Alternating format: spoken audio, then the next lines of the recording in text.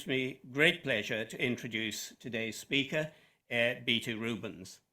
For 35 years, Beaty was a producer for BBC Radio, first in the arts unit and then in the documentaries unit. She made many programs and major series with, amongst others, the writer Michael Morpurgo and Seamus Heaney, the broadcaster Katya Adler, the classical scholar Mary Beard, and the dancer Akram Khan. Amongst her awards have been the BP Arts Journalism Award and the prestigious One World Media Award for a program about Afghan girls and women. Since leaving the BBC in 2021, Beaty has become a freelance radio producer, writer, and presenter. Her book, Listen In, How Radio Changed the Home, has just been published by the Bodleian Library, and of course copies are available in the shop. And she is also the curator of the exhibition of the same name, which is running now and will run for most of this month until the 31st. On the 20th, she will produce a live event with music and actors here in the Weston, and tickets for that are still available. So please give Beaty a very warm welcome to the Friends. Thank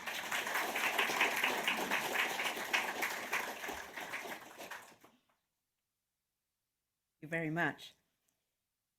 My subject is radio, and as you'll know, there are many books about radio, about the history of radio, in particular the 1922 anniversary 3 years ago brought out even more wonderful books about radio. But almost all of them are told from the broadcaster's point of view. They were written by the broadcasters and they told that story from the institutional or broadcaster's point of view. My interest is in the listeners, what it was like to learn about this new technology, the first ever form of home-based mass entertainment, when radio, which we now take for granted as a familiar, unintimidating, faithful, friendly, easy technology, was a brand new technology. What it was like to decide to buy a radio set, to go shopping for one, to bring it home, to find a space in what in many homes was still a sort of Victorian parlour, if you like, and to make it work. All of the brochures and instructions and the information from the new BBC said, oh, it's simple, it's child's play, they often said. But I don't know what it's like in your household, but we just, with our smart TV, we just shouted it a lot because it isn't easy and it isn't child's play. And I'm interested in that moment when Radio 2 was new and difficult and you had to erect an aerial, you had to work out how to tune and to listen to it. And most importantly, of course, I was interested in what was transmitted from that radio set once you'd accommodated it in your house. The new output, music, the weather forecast, the pips, the shipping forecast, talk, sport, the new running commentary, a whole new concept of running commentary, comedy, church services, and of course, particularly and of continuing importance, and perhaps of importance today more than ever, the news, a unifying news coming from one place and broadcast across the country. And I wanted to know about those things, and I wanted to reimagine, if you like, reanimate what it was like for the listeners and what the impact was on their homes.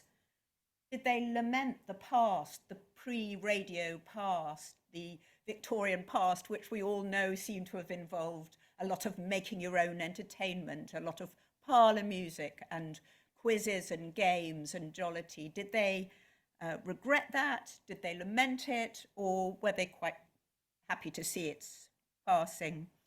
Did it enrich family life? Did it shift relations between young and old? for example, in a way that became more and more apparent well into the 20th century with the generation gap of the 1950s and 60s. Was that the beginning of that kind of thing?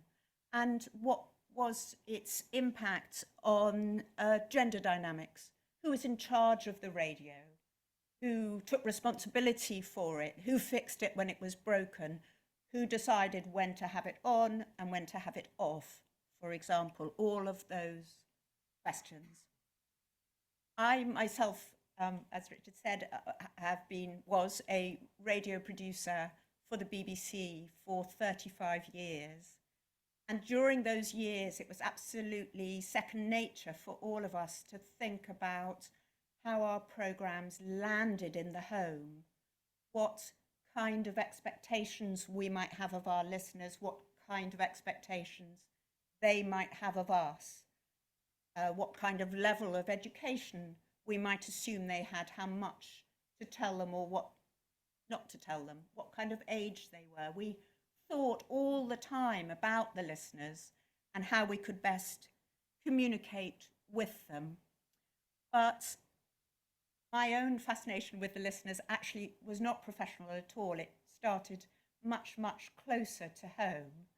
And I don't know if this is a first for a Friends of the Bodleian talk, but I actually want to start with 2 photos from my own personal family album, which you see here.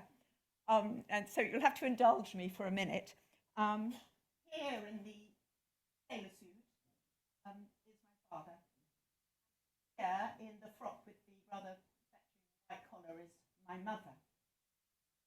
Quite a big age gap between them. My father was born in 1910.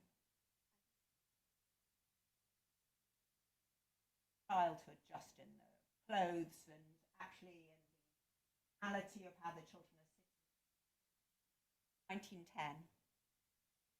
Mother was born in 1923, so within the first year of radio broadcasting.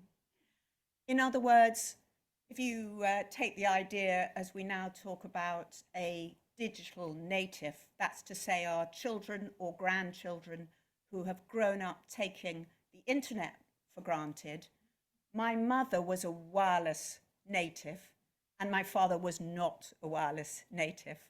They both loved radio, but their relationship with it was significantly different. Sadly, I began working on this project after they had both died, but I have a second cousin who is 101, and when I spoke with her about this project, she confirmed that growing up a digital native, she took it for granted that she, at the end of the day, she would go and turn on the children's hour. She didn't question it, there wasn't a novelty. And that she, more than her parents, took the wireless for granted. So that was my starting point, if you like.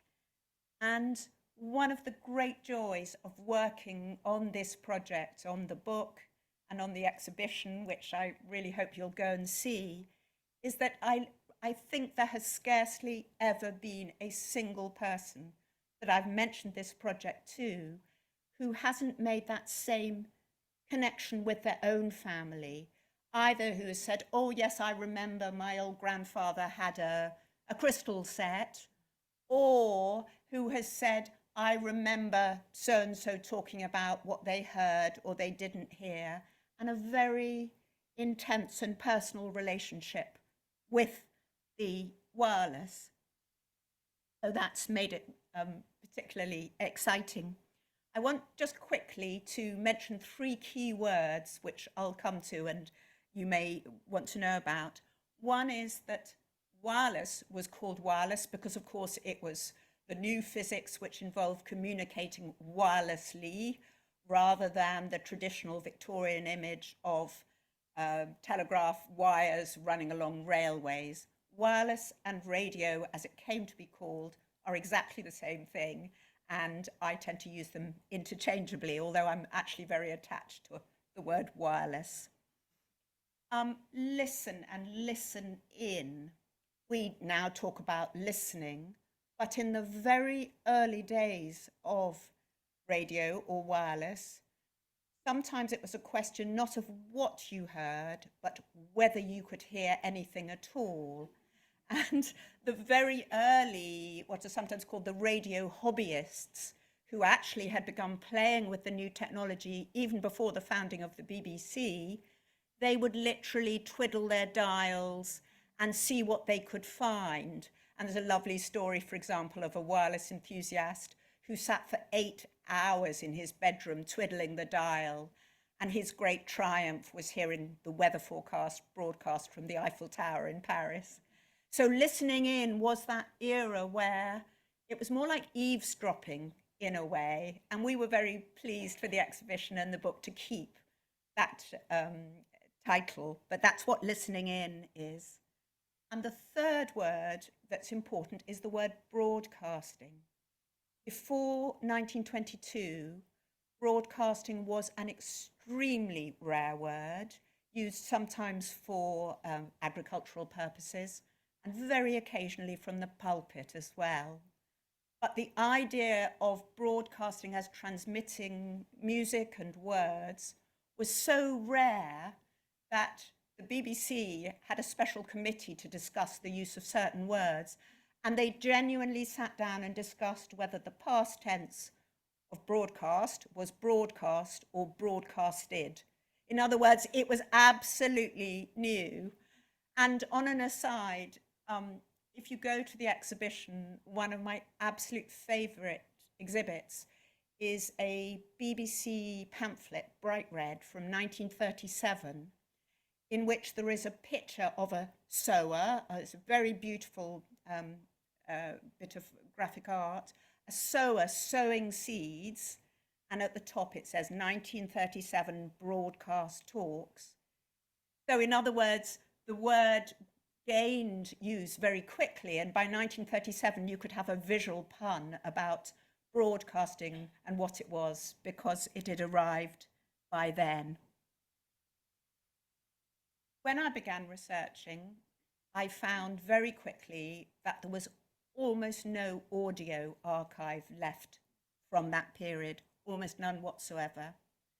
And as I was saying, very, very little in the way of anecdotes or reminiscences. There are funny little stories, such as Sir John Reith, the first Director General of the BBC, writing in his diary that he had the Archbishop of Canterbury to lunch, and that the Archbishop's wife had inquired whether it was necessary to open a window to listen to the wireless.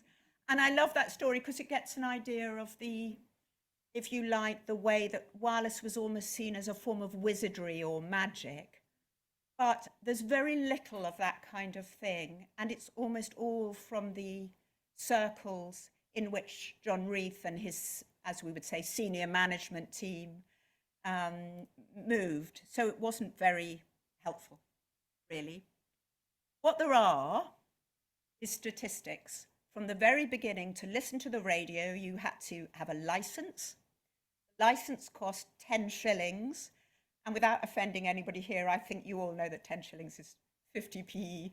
When I'm talking to younger people, I have to tell them how little it is. But anyway, 10 shillings it cost. And the Postmaster General kept absolutely meticulous records.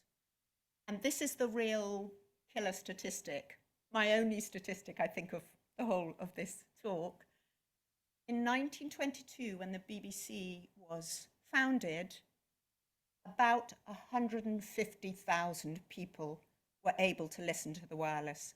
I say about because, of course, there's an extrapolation from the number of licenses to the number of people who might listen to one wireless set. 150,000 in 1922. By 1939 and the outbreak of war, there are 34 million people listening to the wireless. It is just the most astonishing growth in 17 years. So when I began working on the book and on the exhibition, it felt like it was my job to um, put flesh on those numerical bones, if you like, to give colour and animation. And of course, you can't give colour and animation to 34 million people, but to begin to work out what it was like for those people as individuals. And 2025 rather, felt like a marvellous moment to launch the book and exhibition, because in 1925, the Daventry transmitter was erected. It was the first ever high power transmitter of its kind in Northamptonshire, right in the heart of England. And it meant for the first time that after that initial period of could you hear anything at all, suddenly something like most of the country, about 90% of the country, could now hear programmes properly. So it really is, although the BBC anniversary was 1922 to 2022, it's in 1925 that the radio craze takes off, and that's exactly 100 years ago now. So I began working on this research. I was very, very lucky to get a term of the Burn Bussey Marconi Visiting Fellowship here at the Bodleian, and to get amazing access to wonderful resources and wonderful people. And for someone who's worked all my life, not as a scholar, but as a radio producer, it's been an extraordinary privilege to do that. My starting point was something called the John Johnson Collection of Printed Ephemera, which is the most remarkable collection of, I think, 1.5 million individual items, all sorts of popular magazines, pamphlets, brochures, which was a good starting point, at least for me. There are 12 box files, I suppose you'd call them, which have wireless material in them. And thrillingly, I think, for any researcher, I remember the day when I was told that there were 12 of them, but even more exciting was the fact that actually they are undigitized, which meant immediately I felt that I was onto something new, that these had not been looked at regularly or been considered enormously significant to any scholar of late. So my first thing was to see what I could find out from the kind of publications that there were, and I'm going to show you a few, and they're all also in the exhibition. So this is the first edition, the first number of Popular Wireless. Anyway, iconography is very much a kind of 1920s iconography in terms of, I got quite excited when I saw that the young woman's big white lace collar was very like the one my mother was wearing, for example, although she's older, I guess a teenager. The man is dressed very much in a modern sort of way, but the older woman, you can see, belongs slightly to a different era, and you'll be interested to know I did a bit of consulting. She's not crocheting, she is apparently tatting, and tatting is very much a Victorian sort of hobby. And I was interested in this because I began to see that the early promotion, if you like, of radio was positioned both as something modern and as something traditional and comfortingly Victorian in a way. You have to remember, 1922, memories of the Great War are very recent indeed, and a lot of the imagery suggests that while it's new and modern, it will also reunite families back by their fireside, if you like, and I think that's the tatting reference.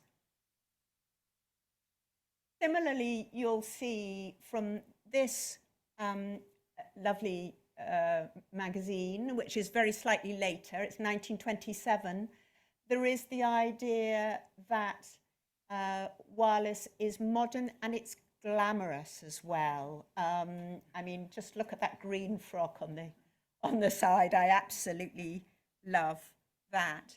So it's modern and it's glamorous, but it's reassuring.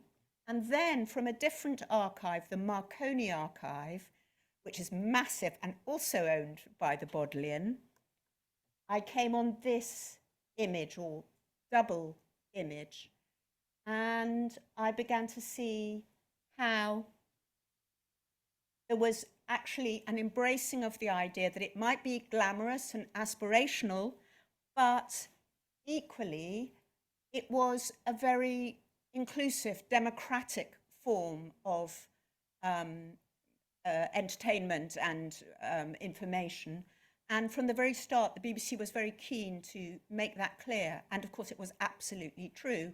Once you'd spent your 10 shillings on your license, it was free to run a cheap set. It cost absolutely nothing. So you get the idea there of listening in a very smart home or a rural, fairly poor home. You get the idea of young and old. You get the idea also that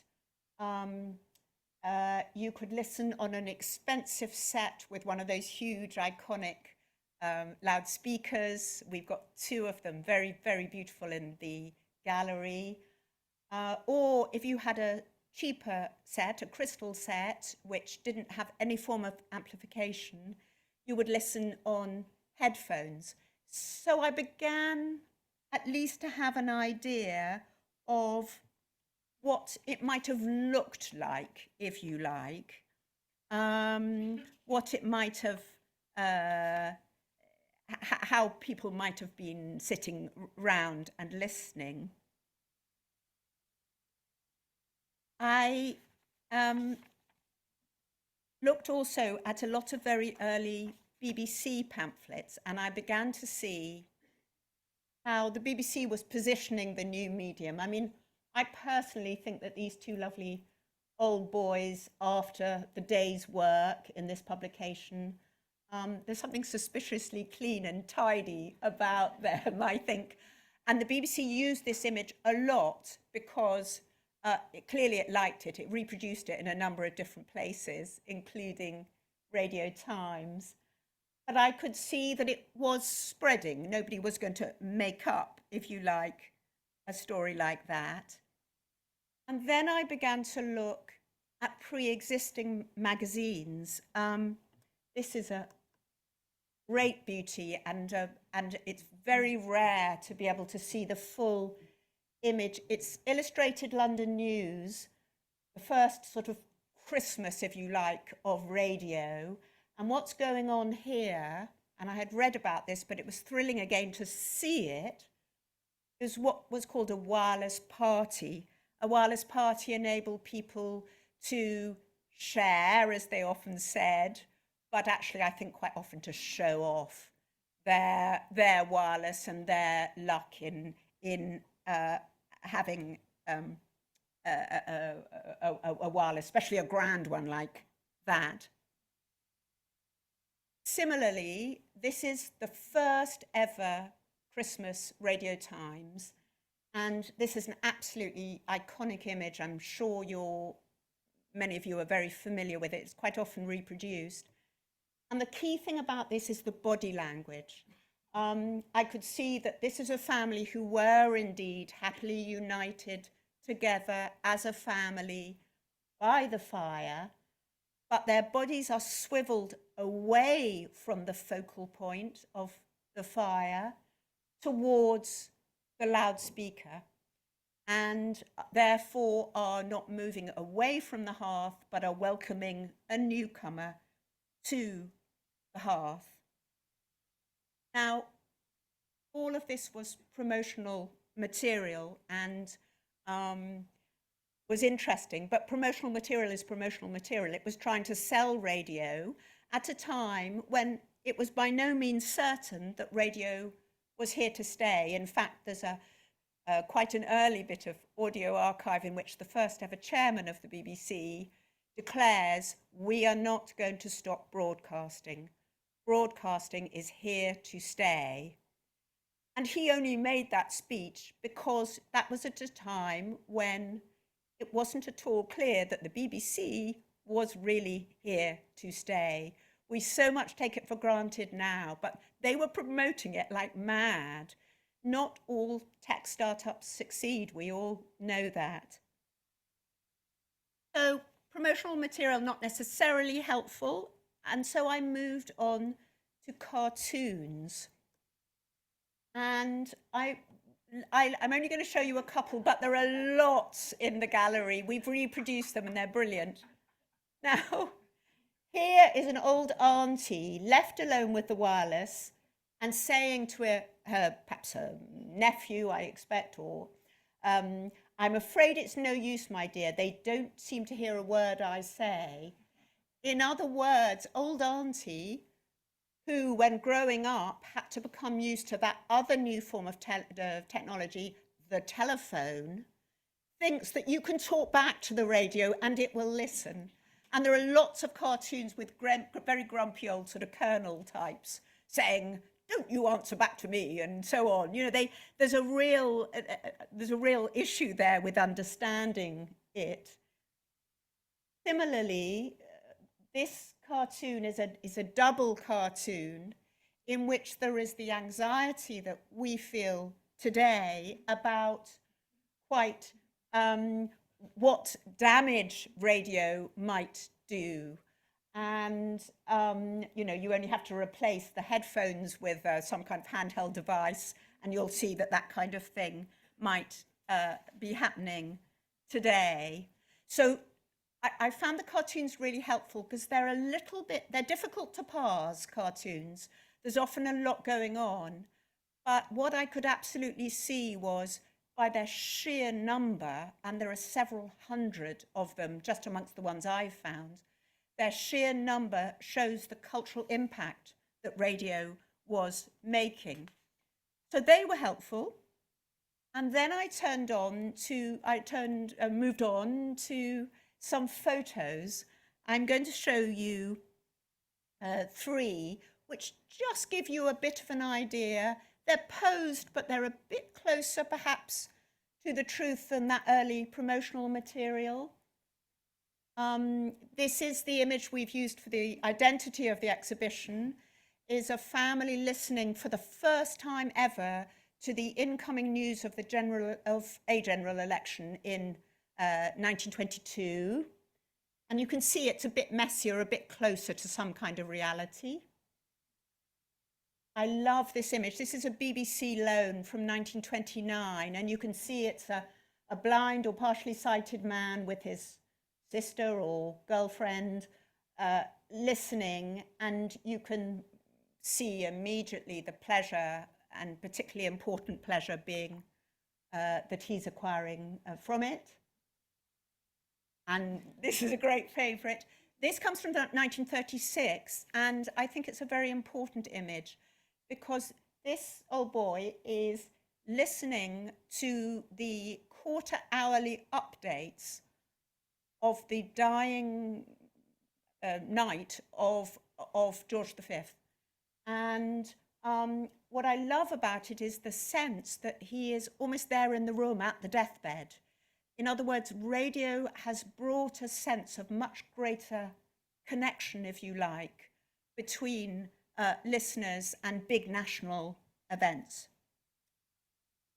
So lovely pictures, but you know, a picture may speak 1,000 words, but I was still struggling, if you like, to hear them. And that was when I made a really exciting discovery. A major problem of research into early radio is that the BBC didn't believe in listener research. From the start, John Reith and his team believed that the novelty was so great that they were going to tell the listeners what they thought. I mean, honestly, it was as simple as that. They told them how to listen, and what to approach and what not to listen to, and not to go on in for what was called tap listening, in other words, turning it on and leaving it on. And they didn't do any research. And by the middle of the 1930s, there was a real problem. By then, there were a number of commercial continental stations broadcasting from Radio Normandy, Radio Luxembourg, and frankly, they were just much more fun, particularly on Sundays when the BBC was very severe and old-fashioned in religious and rather solemn broadcasting. And listeners were leaving the BBC in their millions. People just switched off and switched over, and slightly more modern radios by then enabled them to do that. And the BBC realised that, having madly promoted itself, that it seriously might be losing its very precious and valuable monopoly. So at long last, a listener research unit was set up. The very first head of it was a very interesting and sympathetic man who was a Quaker, and I think that that actually was very significant. I think he was able to listen carefully himself, and he appointed very, very good people equally to listen to the listeners. One of the very earliest commissions was a pamphlet called Broadcasting in Everyday Life, a survey of the social effects of the coming of broadcasting. And the two women he commissioned to work on it, one was a Quaker, and I think probably that was the connection, were called Winifred Gill and Hilda Jennings. And they were already working in Barton Hill, which is quite a poor area of Bristol, in East Bristol, where they were already embedded in the Bristol University settlement, which was trying to improve lives in this quite poor area.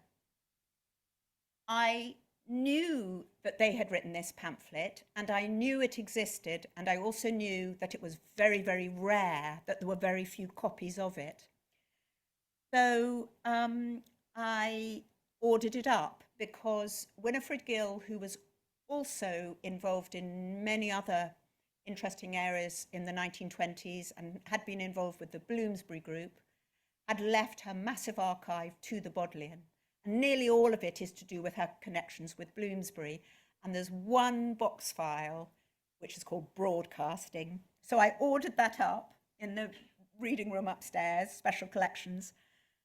And, oh, let me show you.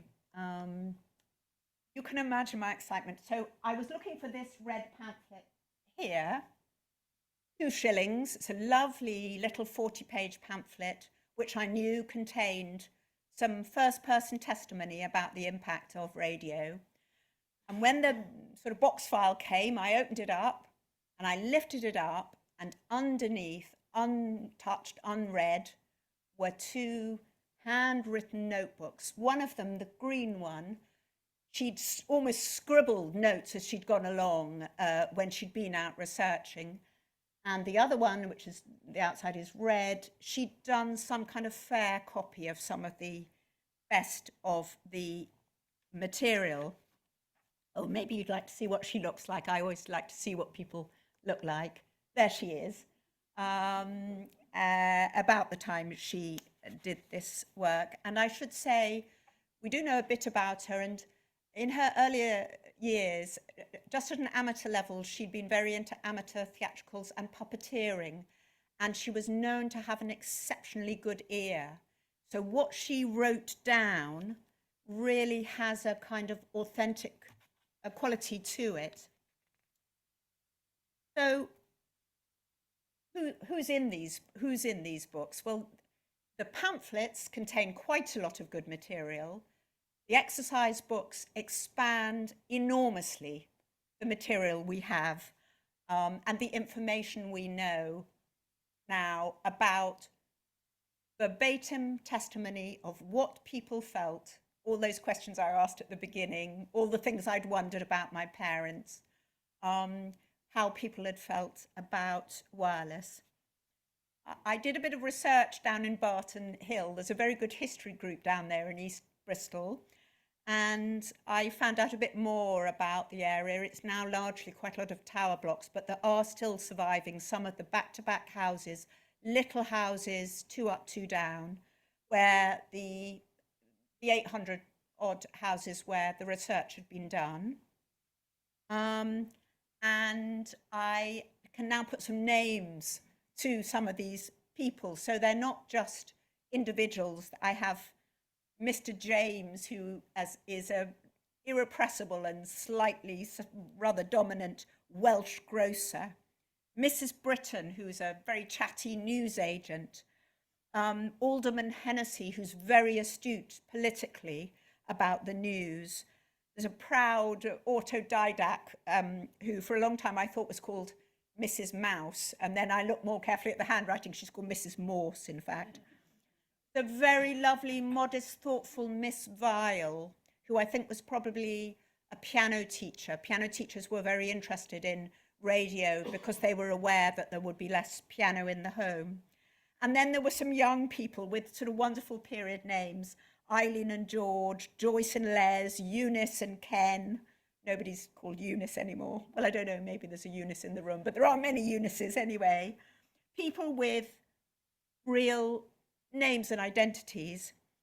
And if you go into the gallery, there's a lovely little sort of audio booth, if you like, a little alcove, really, where you can press a button, and we voiced up using actors from Bristol some of the key material. So you can hear much more of it. But what I'd like to do as I begin to draw to a close is share some of just some choice extracts. And I'll just read you little bits, but they'll give you an idea of why this material is so enlarging and enhancing, if you like. It starts with what life was like before there was wireless. And actually there's more regret in some ways than you might expect. One speaker says, there's not so much twiddling on the piano as there used to be. When we was courting, she says, of an evening we'd draw up round the fire and someone would start a song and we'd all join in. Then there'd be hymns on Sundays, but there's none of that now. Somebody else says, a song in the room is worth 2 on the wireless. So there is some regret, although generally speaking, I'd have said almost all of the commentary is positive rather than negative, but it just gave you a lovely idea of what it was like. Women also spoke about the fact that they used to keep their windows open more often and there was more chatting. There's a lovely expression during the working day that there was more talking on the broom handle. In other words, going out and chatting and gossiping. And of course, these are all issues we worry about today in terms of social media and do we interact in the way that we once did. But when it comes to music, there's a hugely positive response. For every individual who says, you know, they love the fact that they can hear more Gracie Fields, there are really touching testimonies, people talking about how their interest in music or their knowledge of music has been enlarged. A woman speaks about going for the first time ever to hear the Berlin Philharmonic playing in Bristol. And she says, I noticed it was very full and several newsboys came straight from work with bags of papers on their shoulders, the cheapest seats, she says, 3 and 6. A friend in the building trade, she goes on, notices what the men sing or whistle at work. He told me that one very ignorant sort of chap now has a large repertoire of Wagner. So I just love the kind of, you know, the colour there and the idea of what's going on. There's a very interesting discussion about the fact that, and this was news to me, that piano playing, which of course was hugely popular, was really a female thing. And one of the men who's interviewed says, Your sister learned, but you didn't want to. In other words, it wasn't a male thing to do.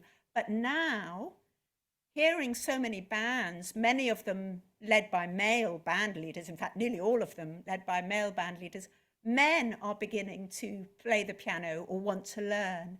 So there are interesting currents and countercurrents going on there.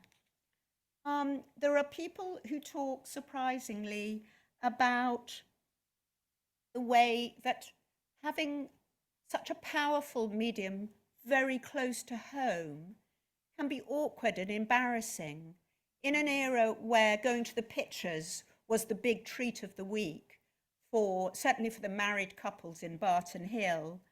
One woman actually finds that listening to radio dramas is not so comfortable. She says, I feel dreadfully embarrassed sometimes if a play is on and it gets very sentimental or passionate. I don't mind so much if Joyce is with me, but if I'm here with Les, my son, you know, he's 17, I feel ever so uncomfortable. Now, these are little anecdotes, but you get an idea of people often in the evening in the single room with the fire in the parlour, and actually the intensity of radio is sometimes almost too much, although also very exciting. Women, interestingly, absolutely love radio during the day. Most married women were at home from all classes, but some things they don't like. They get very cross with women broadcasters telling them how to cook. And they sort of say, oh, well, it's all very well for her, fiddling here and fiddling there, and why not garnish your shepherd's pie? Because she says it's perfectly obvious that those women on the radio have servants. So there's interesting class dynamics, and there's a lot in the gallery exploring the disjunction, if you like, between most broadcasters and most listeners. There are also, in some cases, some quite dark stories. So on the one hand, people love the fact they say we don't go out so much. We don't have to get dressed up for the wireless. And you have to remember, this is the period immediately after the Wall Street crash, when actually not to have to spend money at the pictures, not to have a bath and get dressed to go out is very welcome. And people talk of now people say, I've got to be home at 9 o'clock, there's something or other on the wireless, and they love that, and they love the fact that other people are doing the same. But I found one or two actually quite dark stories, in particular one of a housewife whose husband really used wireless as a form of coercive control. Whenever she spoke or tried to speak to him about giving her a little bit more housekeeping money, he would turn up the volume of the wireless and drown her out. And when at the weekend he went away, and he knew that she'd said to the children, we'll have the wireless at the weekend, when they came to turn it on, he disconnected it. Now, there aren't many stories like that, but there are a significant number, which of course didn't make it into the final BBC pamphlet. So you get an idea of the dark as well as the light. You get a very, very few people who don't like it. They say, as with the idea of it stopped people singing songs around the piano, you get people saying they used to love being the in-house entertainment themselves. And that's an important reminder of the way that television can drown or take away from us our ability to make our own shared form of entertainment. But I'm also very interested in the excluded. We now sometimes talk, don't we, about the digitally excluded, how difficult it is to be a functioning member of society if we're not online, which is why libraries today do such fantastic work in making the internet available. And there's a very touching story of a group of foster children who were taken to Weston-super-Mare for a holiday in the summer. And the women, local mothers in the area who were there to take care of them, thought that they'd all want to run down to the sands. But in fact, in the clubhouse, there was a wireless. And what the children wanted to do was gather round and listen to the wireless. And the woman who reminisces about this says, because, you know, they don't have wireless in the foster homes. And then it's a lovely story because at the end there was a whip round amongst the staff, and they bought a wireless for the children to take home with them. But I find that very touching. To be deprived really was significant. The news, again, there's a lot about the news, and I'm going to share with you, this is Mr. James. Mr. James, who says it's the most important thing for him. He listens religiously, particularly towards the end of the period when the war is clearly coming. And he says, my wife releases me from the shop counter for the 6 o'clock news. That's an understood thing. And then I'm free at 9 o'clock. I wouldn't miss the news, he says. I've even neglected the bacon machine for the news. So people are beginning to, it's appointment listening, isn't it? As we would say now, they don't want to miss it for anything. The same Mr. James says in another interview, where would we be without the wireless? And by 1939, that's what people are wondering. And I love the fact that Miss Vile, lovely modest Miss Vile, says when she's asked, is broadcasting here to stay? She says, I only listen to what I want. I only listen in leisure. I wouldn't be without it. I stay at home nowadays instead of going out to church. There's the news and listening to talks. One forgets a lot, but it's not all lost. It may not be substantial knowledge, but it beautifies your life. And that's really where I want to finish, except to say that here you can see on the outbreak of war and just into the war, my parents grown up. And by this stage, I hope that you from the things I've said, you can imagine the kinds of things that they would have listened to and how wireless had informed their lives, and I think the lives of your own parents and grandparents. Thank you.